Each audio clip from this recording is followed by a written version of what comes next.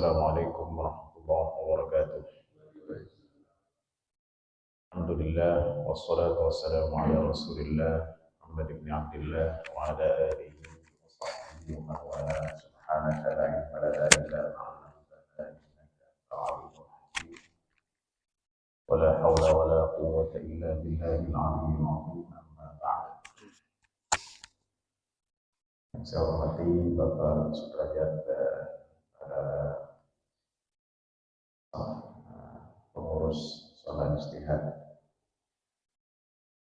para jemaah yang disayangi Allah dan semoga selalu dirahmati Allah. Alhamdulillah, puji dan syukur kita panjatkan kepada Allah atas segala limpahan nikmat dan karunia yang diberikan kepada kita di pertengahan bulan Dzulhijjah ini. Allah masih memberikan kita nikmat berupa kesehatan, berupa umur dan kesempatan sehingga kita bisa bertatap muka kembali di majelis ini. Salawat dan salam semoga selalu disampaikan kepada junjungan panutan suri teladan kita, Nabi kita Nabi Muhammad sallallahu alaihi wasallam, beserta seluruh keluarga, sahabat, kerabat dan juga pengikutnya yang senantiasa napak-tilasi jejaknya dan mengamalkan ajaran. Tentunya Idul Kurban sudah berlalu dan cerita syukur pun sudah selesai, dan orang-orang yang melakukan ibadah haji pun sudah melewati hari-hari puncak dari ibadah haji, yaitu hari tasyrik. Maka kita setelah melewati hari-hari yang mulia ini, bukan berarti kita menjadi orang yang kemudian futur atau menurun, karena biasanya orang itu akan menaik, dia akan lebih effort, semangat kalau misalnya ada reward atau ada balasan yang lebih. Biasanya manusia demikian. Kalau kita dikasih bonus banyak, maka kita lebih semangat. Kalau ada untungnya banyak, kita lebih semangat lagi berdagang. Kalau ada hadiah, kita bersemangat. Demikian juga ketika kita melewati hari-hari yang mulia, di mana seperti yang saya sampaikan bahwa hari-hari Dzulhijjah di awalnya ini lebih baik dari semua hari yang ada dalam setahun. Hadis Rasulullah SAW yang saya sampaikan bahwa tidak ada amal soleh yang lebih Allah cintai dari 10 hari pertama di bulan Dzulhijjah.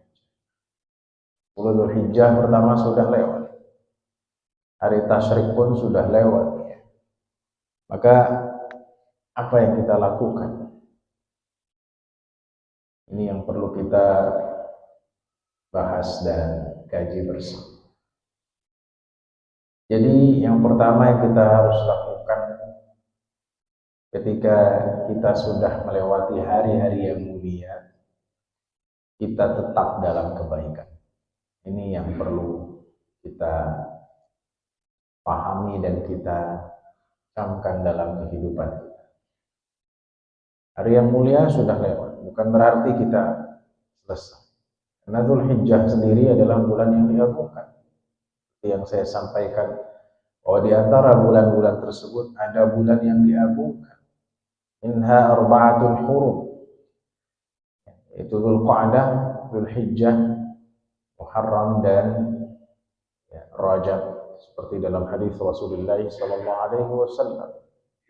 Jadi walaupun awalnya bahkan setengahnya sudah kita lalui, tetapi kita masih dalam bulan yang diagungkan oleh Allah Subhanahu wa taala.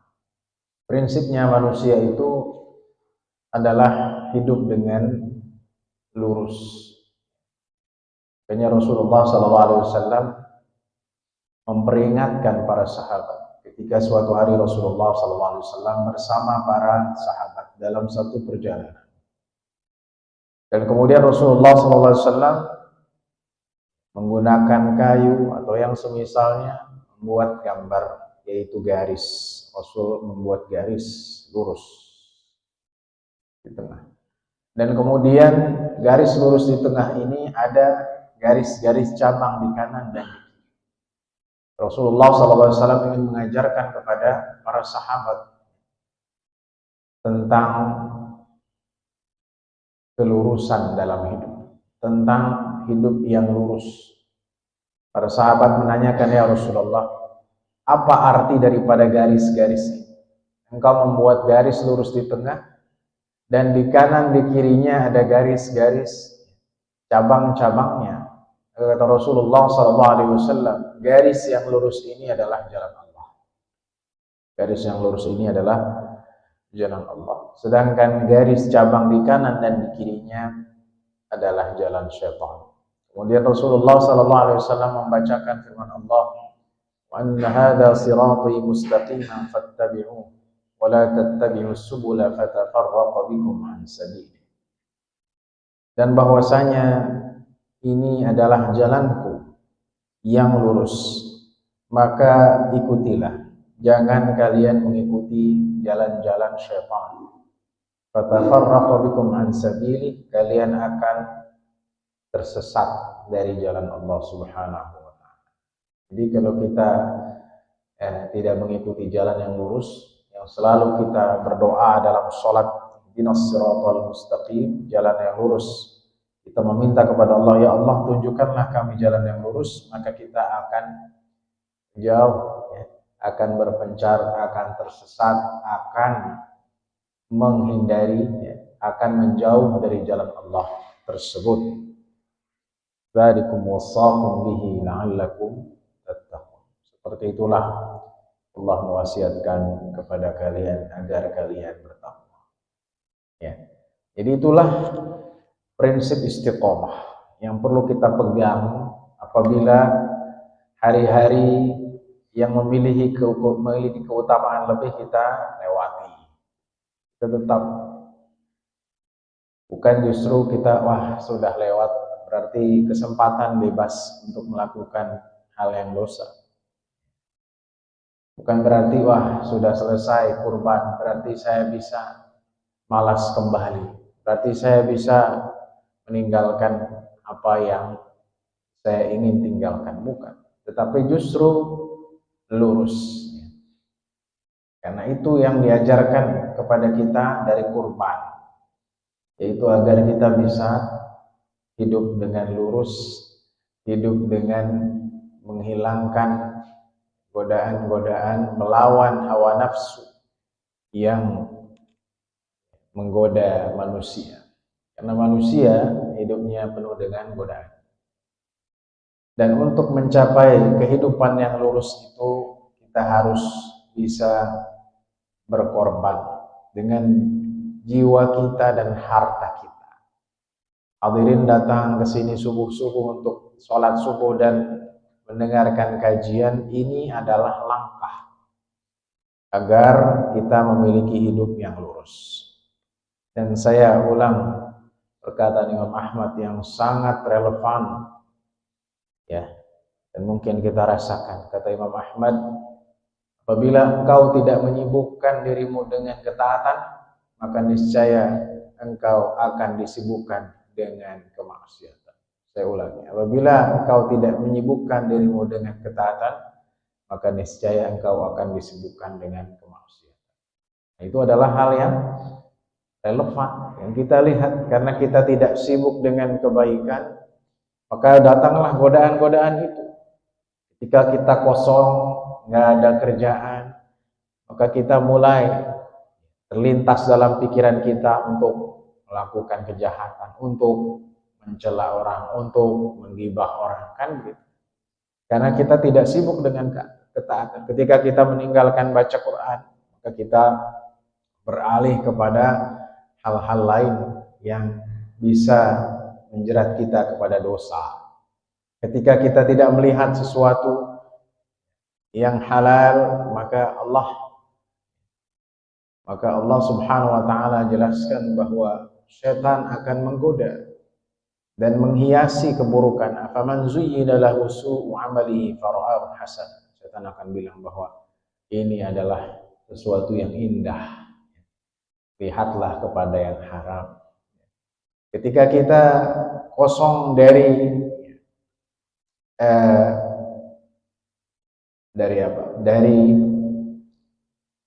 sesuatu kegiatan yang baik, atau kita sendirian, pasangan kita sedang jauh, kita di satu tempat, sedangkan pasangan kita di tempat lainnya, maka setan menggoda dan mengatakan, ini kesempatan bagimu untuk melakukan dosa. Kan begitu. Jadi inilah yang dimaksud dengan perkataan Imam Ahmad, jika engkau tidak sibuk dengan ketaatan, maka niscaya engkau akan disibukkan dengan kemaksiatan. Jadi kalau kita sedang melakukan ketaatan, selesai, lakukan ketaatan. Kata Allah Subhanahu wa taala, fa idza faraghta, kalau sudah kebaikan itu selesai, maka carilah, lakukanlah kebaikan yang lain. Berkurban selesai, udah kalau gitu selesai. Saya nggak perlu lagi infak, saya tidak perlu lagi mewakafkan harta dan mewakafkan tanah di jalan Allah. Saya tidak perlu lagi bersedekah sampai tahun depan. Saya tidak perlu lagi berbagi sampai tahun depan, sampai hari Idul Kurban. Itu adalah prinsip yang salah. Bahwa hidup itu adalah istiqomah, lurus dan tetap dalam kebaikan. Dan rahmat Allah Subhanahu wa taala. Makanya Allah Subhanahu wa taala mengatakan, fastaqim kama umirta wa la tattabi' ahwa'ahum. Maka luruslah engkau sebagaimana diperintahkan kepadamu, jangan mengikuti hawa nafsu mereka. Mereka itu siapa? Teman-teman yang buruk, teman-teman yang tidak baik, godaan-godaan syaitan. Seperti yang saya sampaikan dalam tafsir An-Nas, bahwa godaan itu bukan dari syaitan jin saja, minal jinnati wan nas. Ada godaan dari syaitannya jin dan ada godaan dari syaitannya manusia. Yang kadang godaan dari syaitannya manusia itu lebih dahsyat daripada syaitannya jin, karena dia nelpon terus, WA terus, kemudian ngirim message terus, pesan agar bergabung dalam kemaksiatan. Maka ini yang pertama, qimatus syai'i biistiqamatihi wa i'tidalihi. Nilai dari sesuatu itu dilihat dari lurusnya dan keseimbangannya. Ya, itu nilainya kata ulama.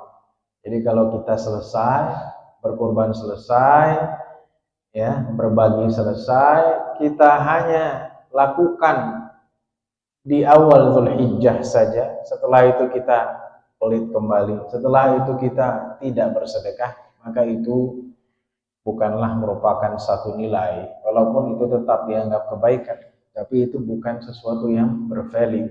Karena bervalue itu artinya kita tetap dalam kebaikan. Innal ladzina qalu rabbuna Allah tsumma istaqamu tatanazzalu 'alaihimul malaikatu alla takhafu wa la tahzanu wa abshiru bil jannati allati kuntum tu'adun.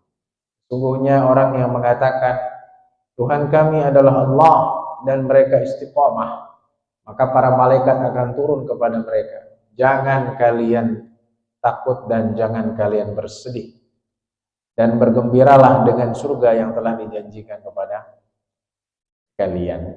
Itu kalau kita istiqomah dalam kebaikan. Cuman kadang kita takut, dunia itu kita tidak dapatkan. Kenapa? Ya karena kita beribadah kadang mikirnya dunia. Wah, kalau saya sholat Jumat nanti bisnis saya kelewat. Kalau saya sholat di masjid subuh nanti saya nggak sampai di tempat bisnis saya jam 7 pagi, saya harus ada di Bogor, ya. Maka saya skip aja sholat subuhnya, ya. Tergantung nyampainya di sana jam berapa. Nyampainya di sana jam 7:30, ya udahlah nggak apa-apa. pokoknya jangan sampai telat. Padahal kata Allah Subhanahu wa taala, wa in kullu dzalika lamma mata'ul hayatid dunya wal akhiratu 'inda rabbika lil muttaqin. Semua itu yang kalian lihat di dunia itu hanya kenikmatan sementara. Sedangkan akhirat ya, itu lebih baik ya, di sisi Tuhan bagi orang-orang yang bertakwa. Jadi ini yang pertama, istiqamah. Ya, yang kedua seperti yang saya sampaikan sebelum kurban, yaitu bahwa kita hidup ini harus terus mendekatkan diri kepada Allah. Mengapa kita mendekatkan diri kepada Allah? Karena kalau kita tidak mendekatkan diri kepada Allah, kita akan jauh dari Allah, begitu kan? Mendekatkan diri kepada Allah dengan memperkuat ibadah kita.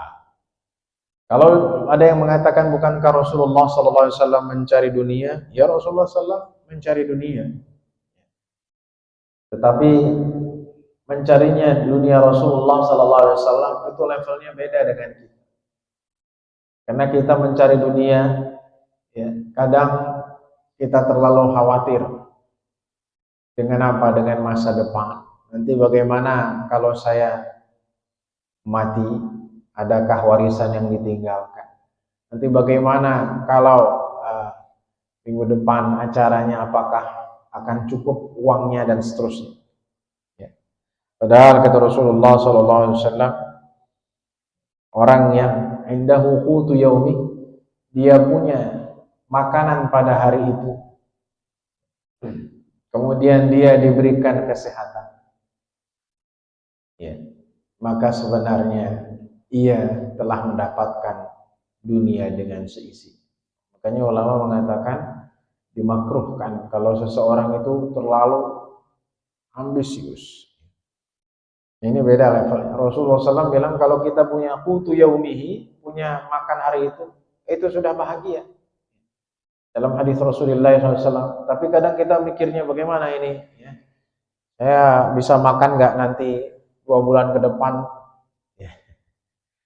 Ya, yang lebih parah dari itu, apakah ini cukup yang saya kumpulkan? Uangnya cukup tidak 1 triliun, uangnya cukup tidak 100 M, kemudian rumah saya cukup 3, sudah punya 3, ya, apakah nambah lagi jadi 5, dan seterusnya. Itu karena ketamakan kita kepada dunia.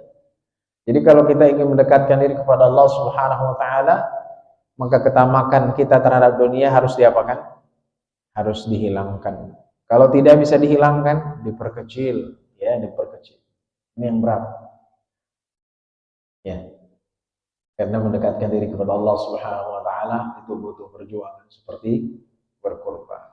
Seperti hal yang mengeluarkan uang, mau umroh bayar 30 juta. Begitu kan? Iya.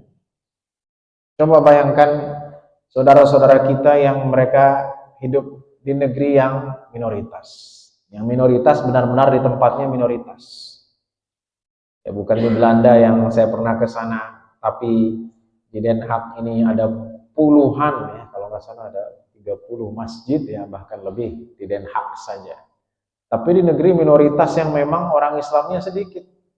Coba mereka mau ke masjid juga nggak ada. Iya kan? Harus keluar dari rumah pakai mobil bisa 40 sampai 40 menit lebih untuk mendapatkan masjid di tempat, ya, yang minoritas. Jadi saya ingat waktu pertama kali ke Australia tahun 2009, ya, itu masjid itu masih jarang. Di Sydney itu masjid itu masih beberapa, 1, 2, 3, belum sampai puluhan. Jadi kalau ada jemaah, Masya Allah, beberapa orang jemaah muslim yang di sana tidak sedikit yang, ya, kerjanya itu sebagai driver taksi.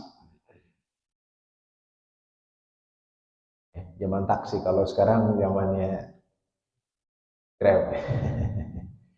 Cuma di sana online cuma 1 yang ada, Uber namanya. Kita pernah ada Uber tapi sudah nggak ada. Intinya tahun 2009 itu jemaah bercerita bahwa kalau saya mau sholat Jumat Mau sholat ke masjid, ya saya harus nyari dulu. Dari satu tempat ke tempat lain, di dekat airport, di Tempe namanya, dia kalau mau nyari masjid lagi harus ke kota atau ke downtown, ya, untuk mendapatkan masjid itu tahun 2009. Saking susahnya, Pak. Untuk apa? Untuk mencari, ya, kedekatan kepada Allah Subhanahu wa taala harus berusaha. Itu 2009. 2019 terakhir saya ke sana itu sudah banyak masjid, jumlahnya puluhan, jadi nggak susah. Jadi awal-awal saya ke sana, kita lihat perjuangan orang Islam. Ya. Mereka ingin mendekatkan diri kepada Allah dengan usaha. Nah, kita di Indonesia masjid antara satu masjid dengan masjid lain, ya jaraknya mungkin nggak sampai 1 kilo. Bahkan mungkin 200 meter, 300 meter ada masjid lain. Tetapi masjidnya kosong, masjidnya jarang dikunjungi.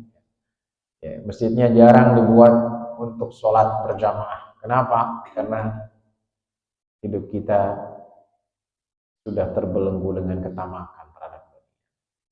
Nggak mau mendekatkan diri kepada Allah Subhanahu wa taala. Jadi ini, Pak. Kita harus banyak bersyukur. Lihat saudara-saudara kita di Palestina. Mereka untuk sholat saja sulit. Di masjid nggak bisa, ya. Sholat Id, apakah mereka aman? Kalau kita mau sholat di dalam masjid, di luar masjid, insya Allah. Kalaupun ada sedikit, ya, misalnya gangguan yang paling masalah hujan tapi kalau sampai diperangi, ya, kemudian dilempari bom, itu tidak terjadi. Kecuali di beberapa tempat, itu pun kalau dilihat persentasinya dari 100% berapalah yang pernah kejadian. Tapi secara umum aman. Gitu kan. Jadi kalau orang-orang di negeri konflik sulit. Untuk mendekatkan diri untuk mencari masjid sulit. Orang-orang di negeri minoritas juga sulit. Mereka kalau mau hari raya mereka izin dulu ke bos. Kalau bosnya baik, ya saya izinkan kamu untuk berhari raya. Makanya kalau orang biasa di Indonesia ke negeri barat ini banyak perbedaan. Liburnya banyak. Idul Fitri libur, Idul Adha libur, Tahun Baru Hijriah libur, kelahiran Nabi SAW libur. Itu yang Islamnya aja. Ya. Belum nanti kalau agama lain. Ya. Kalau di sana nggak ada. Ya mungkin libur yang resmi itu justru kalau hari Tahun Baru dan Hari Raya Natal, ya, di bulan Desember. Tapi selebihnya nggak ada libur. Jadi mendekatkan diri kepada Allah Subhanahu wa taala ini yang kita lakukan. Jangan kita tinggalkan, jangan kita abaikan. Kata Rasulullah SAW dalam hadis qudsi, Allah berfirman, ya, "Wa ma taqarraba ilayya 'abdi bi syai'in ahabba ilayya mimma aftaradtuhu 'alaihi." Tidak ada amalan yang dilakukan seorang hamba untuk mendekatkan dirinya kepadaku, kata Allah, lebih aku cintai dari hal-hal yang diwajibkan kepadanya. Jadi basic ini. Jadi sesuatu yang paling dicintai Allah, ya, kalau sudah lewat ini dan terus dia berlaku setiap hari, bukan musiman, ya. Udah selesai kurban, udah nggak ada lagi kurban kecuali di hari nahar, kan begitu, dan hari tasyrik. Jadi yang kita lakukan terus sepanjang tahun, kata Allah Subhanahu wa taala, tidak ada yang lebih aku cintai untuk mendekatkan diri kepadaku kecuali melakukan yang fardu, basic, melakukan sholat 5 waktu, basic, itu kan, melakukan puasa Ramadan, melakukan zakat, itu basic. Ya. Jadi kalau kita sudah dikasih umur sama Allah Subhanahu wa taala, udah berapa tahun kita hidup di dunia? Ada yang 40, 50, 60. Tapi kita tidak mau mendekatkan diri kepada Allah, maka artinya kita lupa bahwa pada akhirnya kita akan menuju kepada Allah Subhanahu wa taala dan tidak ada satupun dari dunia yang kita akan bawa. Gitu ya. Jadi yang paling Allah cintai untuk mendekatkan diri kepadanya adalah hal yang fardu. Sekarang fardunya saja nggak dilakukan, sholat 5 waktu nggak mau. Bagaimana Allah bisa mencintainya? Ya, karena sibuklah. Saya punya pekerjaan ini, saya punya pekerjaan itu, saya punya bisnis ini, saya punya bisnis itu. Saya nggak sempat sholat Jumat. Ada di antara kaum muslimin yang tidak pernah sholat Jumat. Ya. Padahal kata Rasulullah SAW dalam hadis sahih, siapa yang meninggalkan sholat Jumat 3 kali berturut-turut, maka dia termasuk golongan munafikin. Kan begitu? Ya, maka dia termasuk golongan munafik. Atau dia keluar dari Islam. Gitu. Tapi kalau sholat hari raya, dia paling depan. Kalau tanya kepadanya, kita nggak pernah nongol sholat Jumat. Tapi kalau sholat Id paling depan, jawabnya sholat Id itu setahun sekali. Kalau sholat Jumat setiap minggu ya. Ya, jadi ini yang perlu kita paham.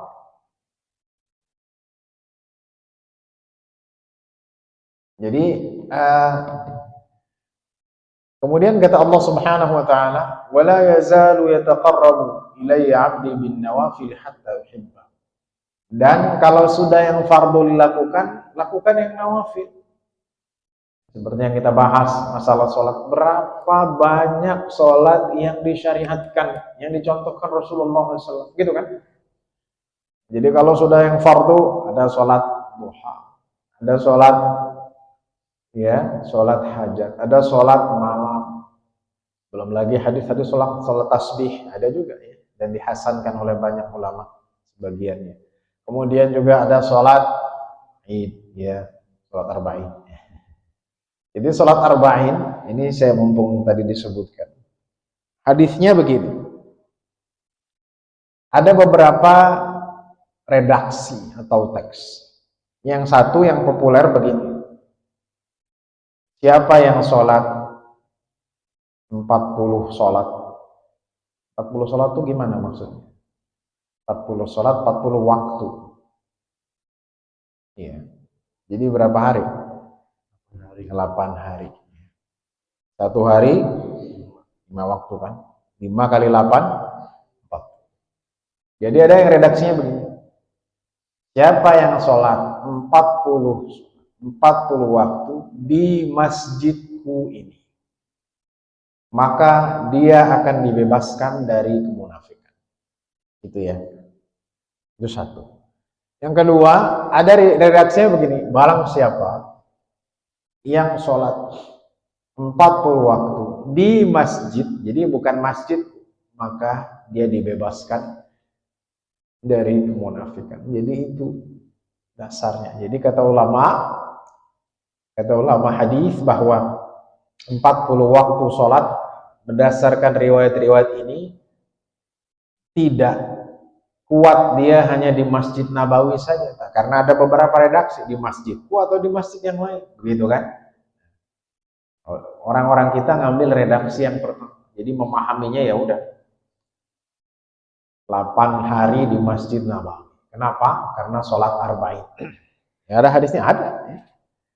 Tapi hadis ini kata ulama ada namanya ittirab, ada ketidakstabilan. Ya. Kenapa ketidakstabil? Karena satu redaksi bilang di masjidku, satu redaksi bilang di masjid. Ya. Jadi ada perbedaan di situ.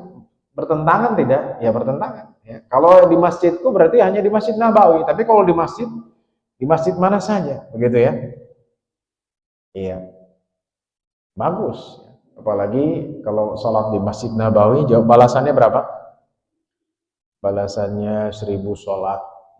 Itu yang sahih, yang sangat sahih. Ya. Jadi ada orang yang 50 arba'in, 40 waktu, 8 hari, habis itu dia nggak ke Masjid Nabawi lagi. Ini tambahannya ya. Jadi kalau orang yang hajinya bukan plus-plus, itu lebih lama di sana. Itu kesempatan untuk apa? Untuk mengumpulkan kebaikan sebanyak-banyak. Kapan lagi kita bisa sekali sholat dapat 1000 sholat? Nggak ada di tempat lain. Sholat di Masjidil Haram 100.000 sholat di masjid lainnya. Sholat di masjidku 1000 sholat di masjid lainnya. sholat di Masjidil Aqsa, 500 sholat di masjid lain. Jadi kadang saya aneh orang yang pergi haji tapi sholatnya di Hotel Hilton. Kalau shopping semangat, tapi kalau jemaah, ente nggak jemaah Masjid Nabawi, udah arba'in lah. Jadi kalau udah arba'in selesai. Enggak, terus. Kalau sudah 8 hari terus sebanyak-banyak, kalau bisa itikaf. Karena Allah Subhanahu wa taala memberikan kemuliaan ya, pada tempat-tempat tertentu yang tidak ada di tempat lainnya. Ini Pak yang kita harus paham. Karena tadi ini penting ya. Nah sekarang itu ada fenomena Pak tambahannya. Haji Furoda, oke. Haji Furoda hanya orang yang punya uangnya miliaran. Yang kedua, nah ini juga saya dapat postingan, insya Allah valid ya, yaitu haji dengan visa umrah. Maksudnya gimana? Ini sebenarnya udah lama Pak, ini tambahannya ya. Dulu teman-teman saya di era tahun 2000 ya, karena saya di Mesir itu tahun 99. Sebelum itu ya, teman-teman saya bilang ya. Jadi mereka itu visanya umroh. Maksudnya gimana? Umrohnya pas Ramadan ya, Syawal di sana, nunggu sampai Dzulhijjah. Syawal, Dzulqa'dah, Dzulhijjah ya kan? Jadi ngambilnya visa umroh.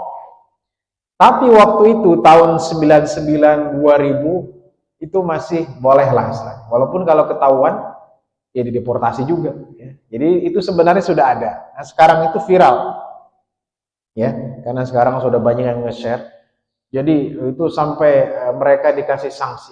Sanksinya mungkin dipulangkan, deportasi ya, nggak jadi haji kan. Atau diapakan oleh pemerintah. Jadi mereka datang dengan visa umroh. Legal kan? Legal ya. Tapi setelah itu stay ya.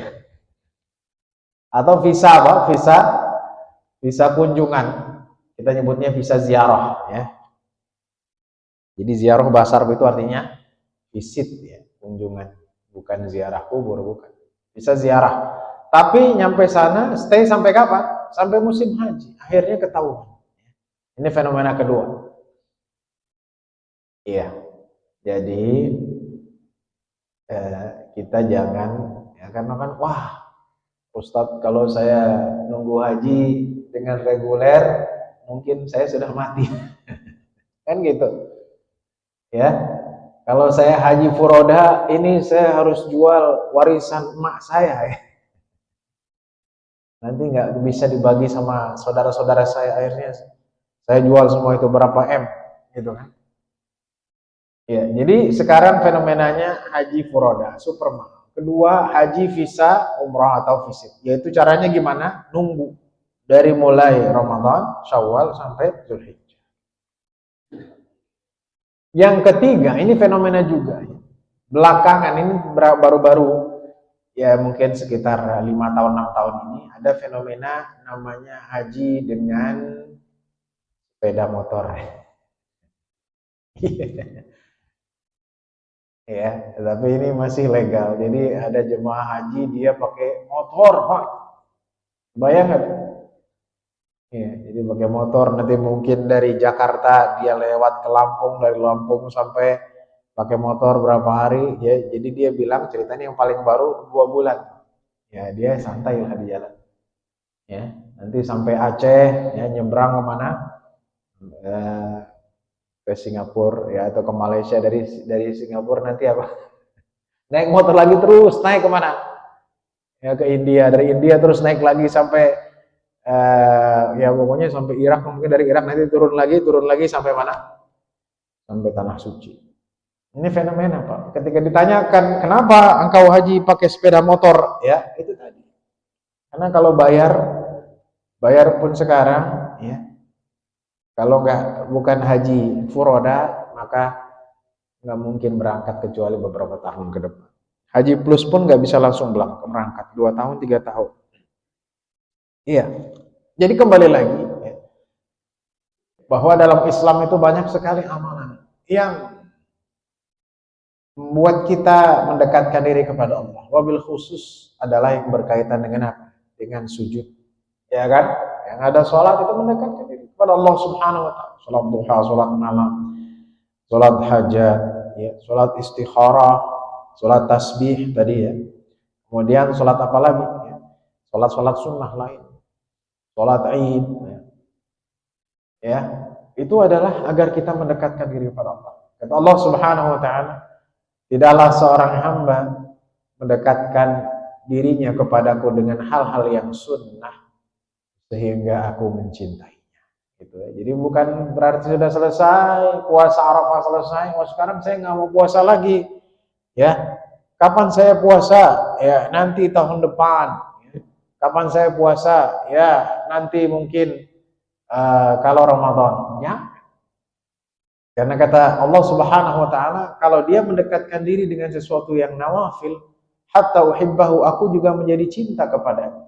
Fa idza ahbabtuhu kuntu sam'ahu alladhi yasma'u bihi wa basarahu alladhi yubsiru bihi wa basarahu alladhi yubsiru bihi wa rijlahu allati yamshi biha. Kalau aku cinta kepadanya, aku menjadi pendengarannya, aku menjadi penglihatannya, aku menjadi ya kakinya dan dia berjalan kepadanya. Jadi semuanya akan diarahkan kepada kebaikan, telinganya tidak akan mendengar kebaikan itu. Jadi kaitannya apa dengan pertama? Kalau kita mau istiqomah, dekatkan diri kepada Allah Subhanahu wa taala. Tapi kalau kita tidak mendekatkan diri kepada Allah, tidak mendekatkan diri kepada Allah, maka kita akan dekat dengan syaitan. Ya. Itu masalahnya. Cuma dua kan jalannya. Kalau kita nggak dekat diri kepada Allah, kemana kita dekatnya? Pada syaitan. Ada di tengah-tengah, ada nggak? Tengah-tengah itu adalah ya kelompok orang yang bimbang. Ya, jadi begini, jalan yang lurus. Nah, kalau nggak dekat kepada Allah, tengah-tengah dia, lama-lama apa? Lama-lama ke jalan syaitan. Inna syaitana lakum aduwwun fattakhidhuhu aduwwa. Innama yad'u hizbahu liyakunu min ashabis sa'ir. Sesungguhnya syaitan adalah musuh bagi kalian, maka jadikanlah syaitan itu musuh kalian. Sesungguhnya syaitan mengajak teman-temannya untuk menjadi penduduk api neraka. Jadi ini, kalau kita dekat kepada Allah, wala in ista'adzani la'uidzannah wala in sa'alani la'u'tiyannah. Kalau dia meminta pertolongan kepadaku, meminta perlindungan kepadaku, aku berikan dia perlindungan. Kalau dia meminta kepadaku sesuatu, aku akan kabulkan permintaan. Apa yang paling kita inginkan, Pak, dari hidup ini? Ya? Istri udah ada, anak udah ada, rumah udah ada. Apa lagi? Kerja udah, cucu udah ada. Apa lagi yang kita inginkan? Kesehatan. Ya. Kenapa kita minta kesehatan kepada Allah? Agar kita bisa ibadah. Kalau kita sehat bisa ibadah dengan maksimal, bisa ke masjid. Yang kita minta apa? Kesehatan. Habis kesehatan apa? Husnul khotimah itu kan, dua itu aja. Udah semuanya udah. Apalagi yang kita cari? Ya, nggak ada lagi udah. Ya, nggak ada lagi ya. Itu betapa singkatnya dunia. Tapi orang banyak tergelincir dengan dunia yang fana ini, karena dia masih merasa bahwa dia akan hidup 1000 tahun lagi. Cuman di lagu doang ya, aku ingin hidup 1000 tahun lagi. Padahal tidak ada orang yang sampai segitu kecuali dulu di umat sebelum Nabi Muhammad Sallallahu Alaihi Wasallam. Jadi ini yang kedua. Jadi yang pertama, lurus dalam kebaikan dan ketaatan. Itu istiqomah. Yang kedua, mendekatkan diri kepada Allah Subhanahu wa taala. Yang ketiga, ya, kalau kita sudah melewati Dzulhijjah, kita ingat-ingat ya tentang hari akhir. Begitu. Kata Rasulullah sallallahu alaihi wasallam, "Innakum satalqawna rabbakum wa yas'alukum an a'malikum." Kalian semua akan bertemu Allah dan kemudian Allah akan menanyakan perbuatan kalian. Apa yang telah engkau lakukan? Selama 70 tahun kau hidup, apa yang telah engkau lakukan? Ya. Gitu, Pak. Oh, saya dulu ketika hidup, saya sering masukin kelencengan di musola ijtihad. Saya meramaikan musola ijtihad. Saya selalu ikut kajian sampai syuruk dan saya sholat isyraq, ya, sholat duha, gitu kan. Oh, dulu saya waktu hidup di dunia, ya, saya tidak pernah pelit dengan apa yang saya miliki. Saya selalu bersedekah, berdermawan kepada orang, membuat orang senang, ya, membuat orang bahagia, gitu kan. Jadi nanti ketika di hari akhir kita akan begitu. Ini orang-orang yang sudah melakukan haji, ketika melakukan wukuf, kira-kira apa maksudnya, Pak? Oh, maksudnya itu agar kita berpanas-panasan. Iya, iya. Agar kita ingat apa? Agar ingat kepada hari yang disebut dengan mahsyar. Sekarang kalau orang wukuf, apakah bisa di tempat lain? Nggak bisa.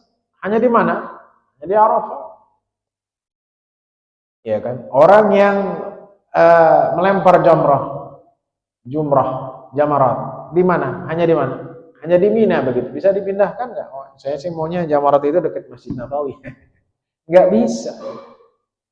Wukufnya dipindahin aja kemana? Ke Riyadh atau ke kota lain dari Saudi Arabia. Nggak bisa. Artinya apa? Ingatlah wahai manusia, kalian semua akan apa? Akan mati. Akan dikumpulkan di satu tempat di hari yang sama. Hari Arafah sama nggak? Walaupun di sini terjadi perbedaan ya, penghitungannya, tapi di sana sama. Tempatnya sama nggak? Sama, ya, nggak. Terus pakaiannya sama nggak? Sama, pakaiannya ihram semua, kan begitu. Nah, nanti di hari akhir bagaimana? Tempatnya sama? Sama.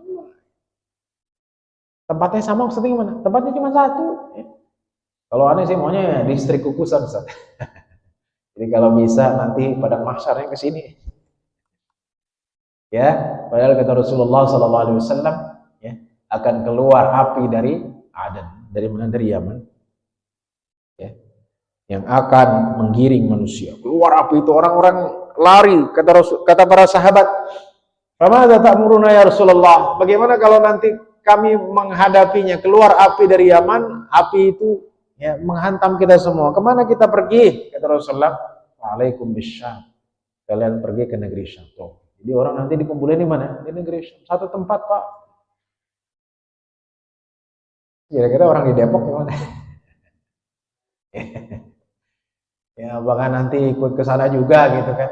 Itu masalah yang gaib. Gimana caranya kita pergi ke Syam? Apakah nanti naik pesawat atau naik kendaraan bebas atau gimana? Dikumpulkan di tempat yang satu. Di waktu yang sama. Pakai pakaian enggak? Enggak. Jadi kalau di Padang Arafah orang masih pakai pakaian, nanti ketika di hari akhir tidak ada sehelai pakaian pun yang kita pakai. Walaupun nanti ada kata Rasulullah SAW, awwalu man yuksa minal khalaiq Ibrahim alaihissalam. Nanti pertama kali orang yang dikasih pakaian adalah siapa?